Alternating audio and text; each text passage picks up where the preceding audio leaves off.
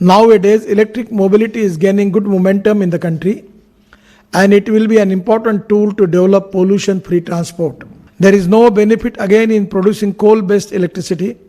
Our focus is on the generation of electricity, primarily using renewable energy sources such as solar, tidal, wind, and biomass. In National Highway now, this is the process has already started, that we are making 350 roadside amenities, petrol pump and other thing, where we are planning to make the availability for land for charging stations. Already GST is only 5% on the electric vehicle. As compared with petroleum vehicle, it is coming to 48%. The other important thing is already the government is giving special subsidy for e-vehicles.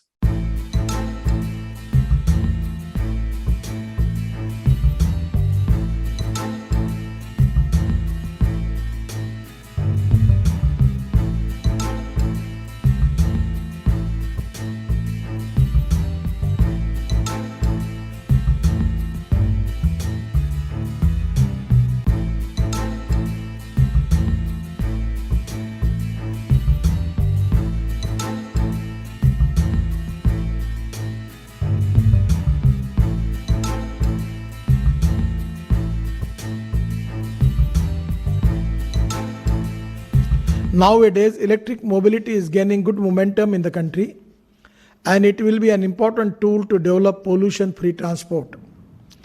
We do not need any artificial push for the sale of electric vehicles in India. The economics is so good that due to the low per kilometer cost, consumers would naturally shift towards buying EVs.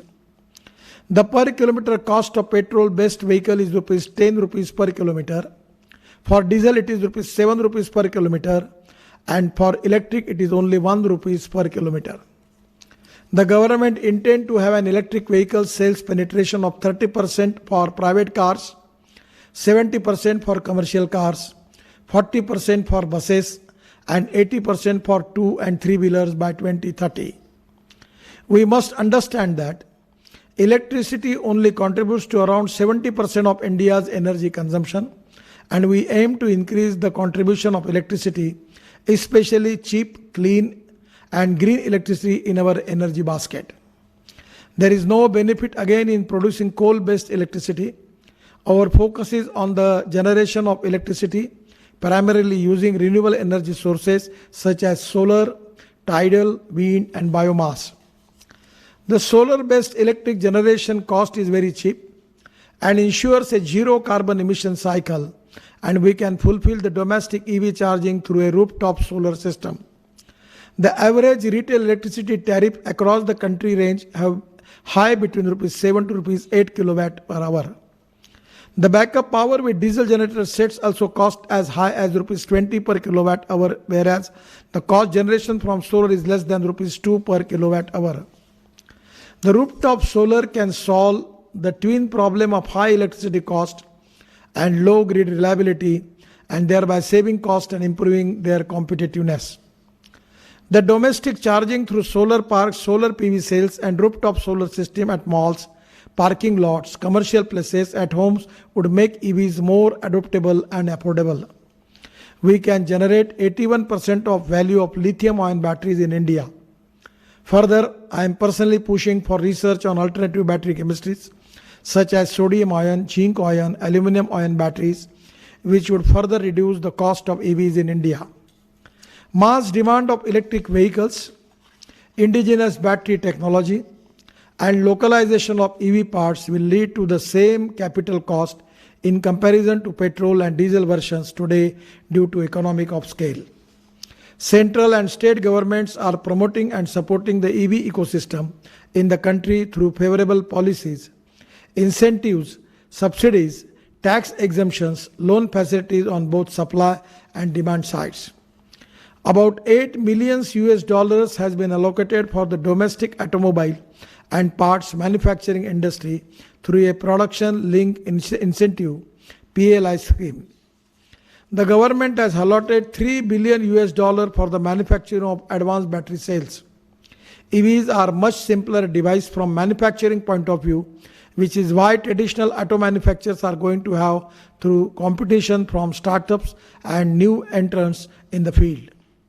There is a huge domestic demand for small battery operated electric vehicles like electric bikes, electric autos, electric rickshaws, e-carts, e-bicycle in the domestic market. India has the potential to become an exporter of these variants of EVs. As per the recent report, electric two-wheeler and electric car sales in Indian country in the country witnessed a rise of 145% and 190% respectively compared to the during the pre-COVID period. This shows that the people now understand the benefit of EVs over petrol diesel run vehicles. The battery capacity, driving range and charging time for EVs have also improved, which will further attract the buyers. We have also permitted retrofitment of the existing polluting vehicles into hybrid and fully electric vehicles. Regulations have been finalized and the demonstration of technology completed successfully. We intended to shift public transport modes and logistics on electricity. A potential pilot project is being planned to install an electric highway system on upcoming Delhi-Mumbai Expressway, which can electrify using abundant solar energy in the region. We also intended to use electric mobility as a last mile connectivity option using ropeway, funicular rails and cable cars. In hilly regions, ropeway and cable car systems can be efficiently operated using hydropower. Recently, I have launched the first ever agriculture tractor run on bio-CNG and soon launching a tractor run on 100% electricity. Plans for charging infrastructure. Actually, in National Highway now, this is the process has already started that we are making 350 roadside amenities, petrol pump and other thing, where we are planning to make the availability for land for charging stations. In many market area, municipal parking places, in the malls, already there, the charging system are already there. And one of the important interesting thing that in Indian market, the bikes, scooters, bicycles, the cars and four-wheelers and even buses also, they have their own charger. At night at the depot or the house, they can charge the vehicle. And presently the range is started, it coming to 300 kilometer, 400 kilometer, and some of the vehicle there is a range of 450 kilometer. So they can charge their vehicle, their bus, their auto rickshaw in their house also. That is also available. But we are in the process to making up lot of charging station everywhere on the roads and amenities in near the petrol pump. And government has already framed the policy where the petrol pump can start their charging stations, and already it is in the process. In due course of time, within 2 years, there will be availability of a lot of charging station in the country, and it will not be a big problem for electric vehicles. Already GST is only 5% on the electric vehicle. As compared with petroleum vehicle, it is coming to 48%. The other important thing is already the government is giving special subsidy for e-vehicles. It is already there. And now day by day, every day, the cost is now in the process of every company is going to reduce their cost. And every time the cost of lithium battery is now availability of all the parts in the components in the India. Also, the cost of lithium and battery is also going to reduce. And for the reason that every day, if you can see the cost from before 6 months, the cost was very high. Now it is reduced.